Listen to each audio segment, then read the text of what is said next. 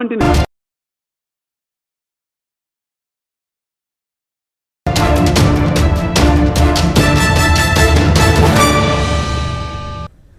Hi viewers, good evening. Welcome to Markets Closing Bell.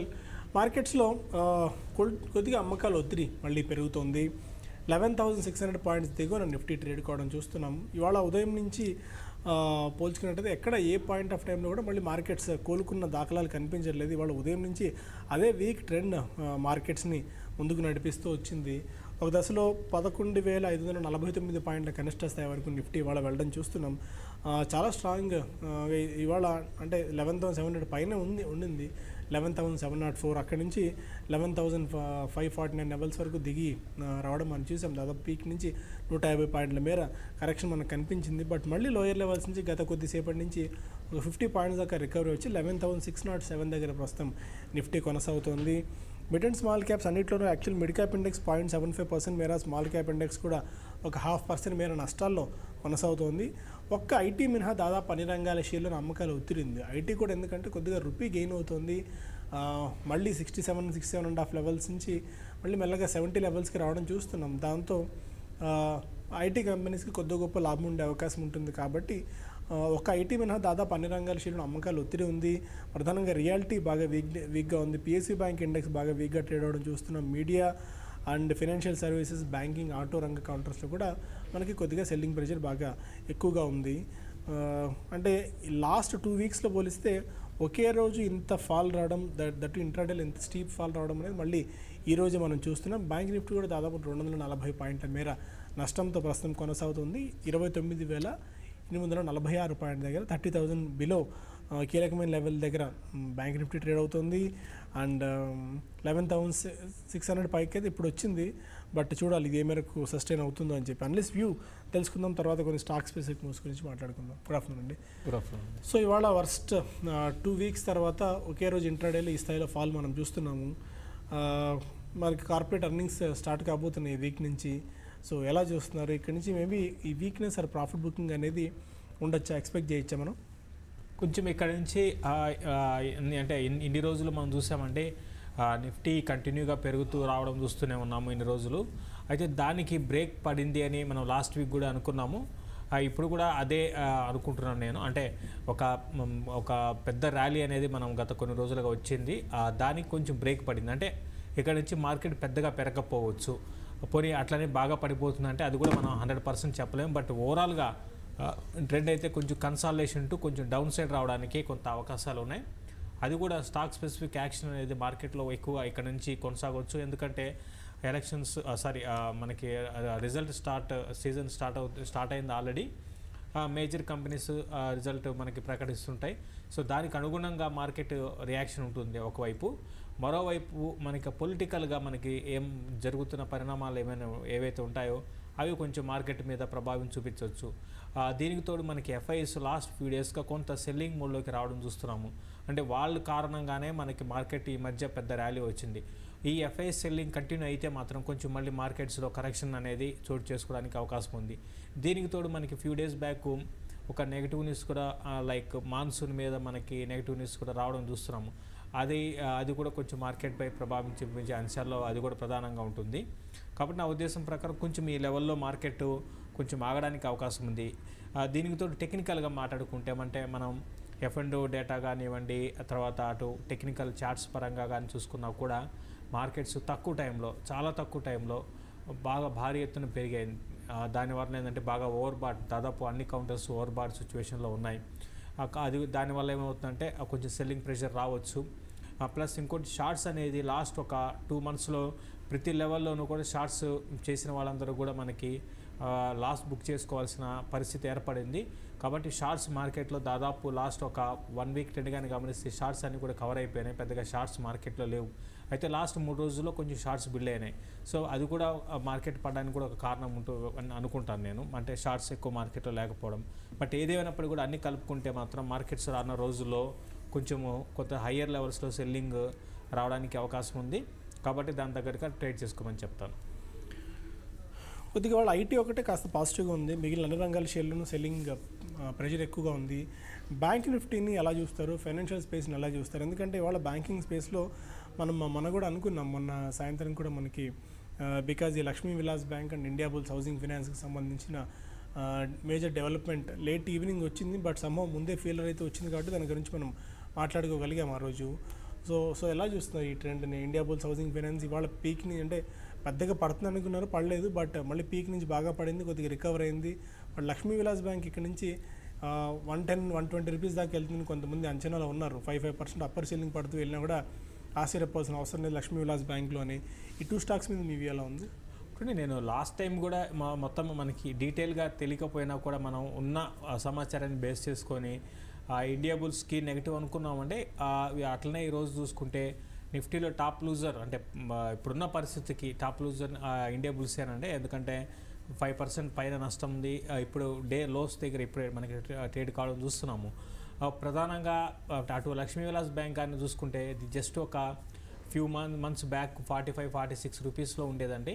అటువంటిది ఇప్పుడు 90+ రూపీస్కి వచ్చింది. ఇదే న్యూస్ కారణంగా మనకి న్యూస్ బయటకు వచ్చింది ఈ లాస్ట్ ఒక 3 డేస్ ఆర్ 1 వీక్ అనుకోండి. దానికి ముందు నుంచి మనకి ఇది కంటిన్యూగా అప్పర్ సేలింగ్ అంటే రోజు పెరుగుతూ వస్తున్న స్టాక్. అంటే ముందే ఆల్రెడీ న్యూస్ అనేది కొన్ని వర్గాలకు తెలిసే ఉంటుంది.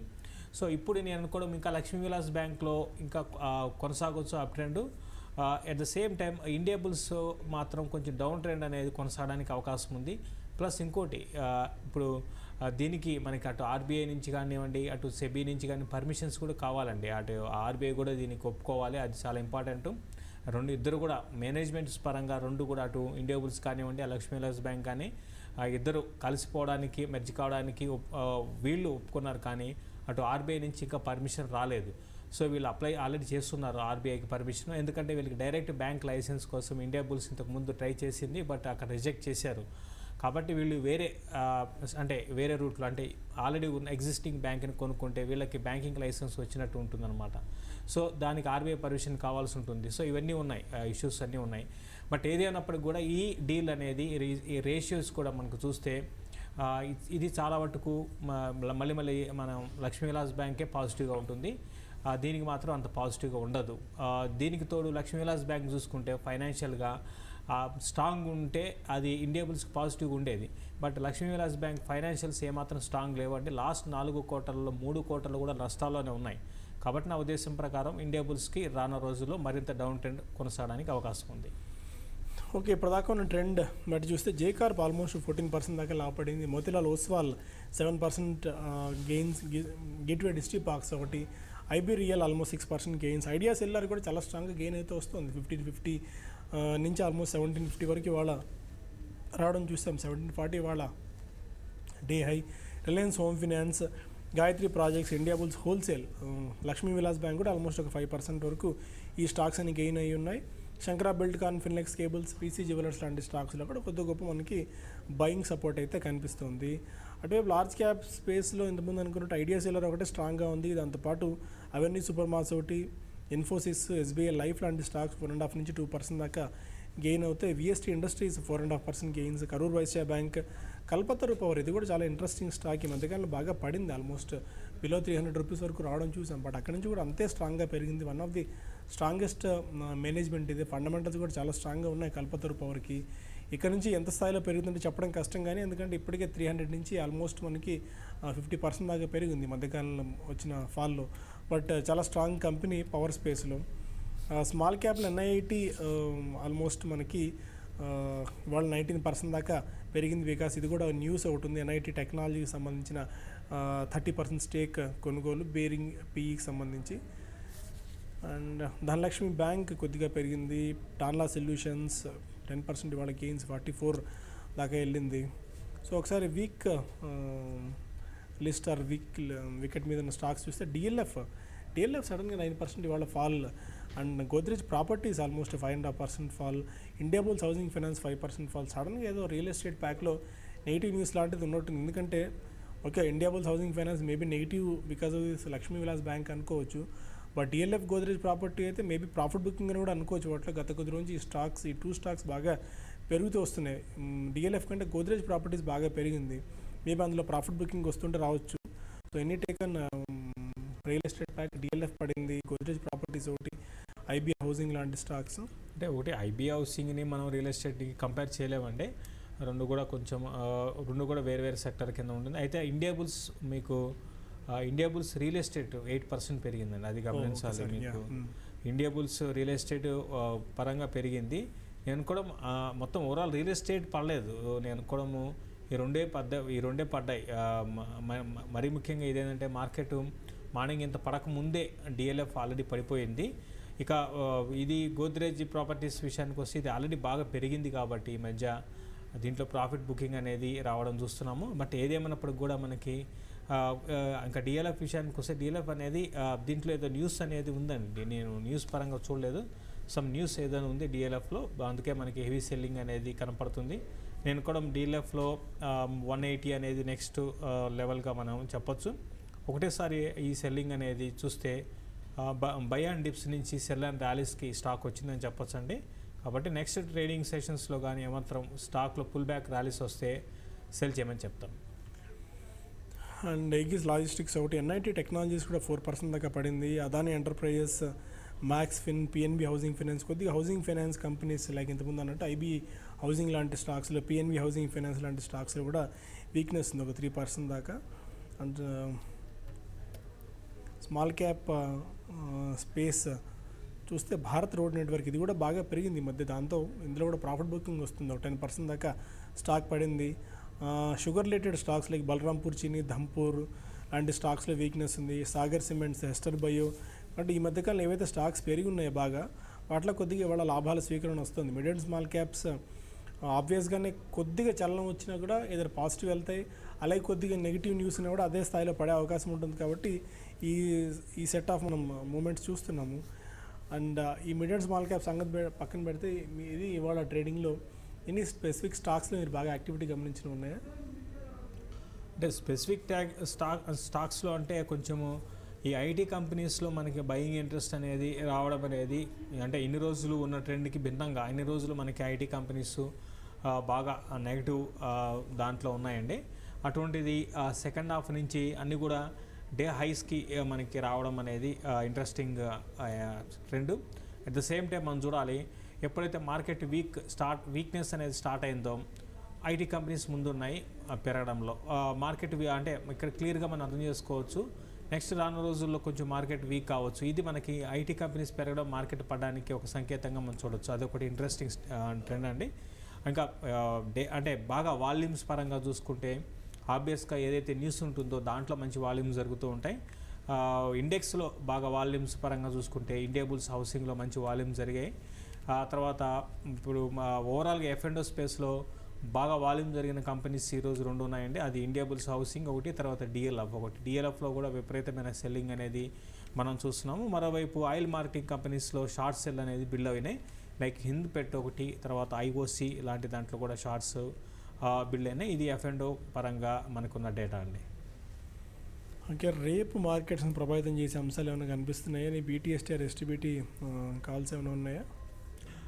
మార్కెట్ అంటే రేపు ప్రభావితం చేసే అంశాలు పెద్దగా ఏమీ ఉండకపోవచ్చు అండి. గ్లోబల్ క్యూసే ప్రధానంగా ఉండొచ్చు, అంతకుమించి పెద్దగా ఏమి ఉండొచ్చు. అయితే ఒక ఇంట్రెస్టింగ్ ట్రెండ్ ఏంటంటే మార్కెట్ మనం బాగా పడింది అనుకున్నాము, అట్ ద సేమ్ టైం ఎంత పడిందో 50% మార్కెట్ ఈరోజే అది కూడా లాస్ట్ 35-40 మినిట్స్లో మనకి రికవర్ అయిపోయింది.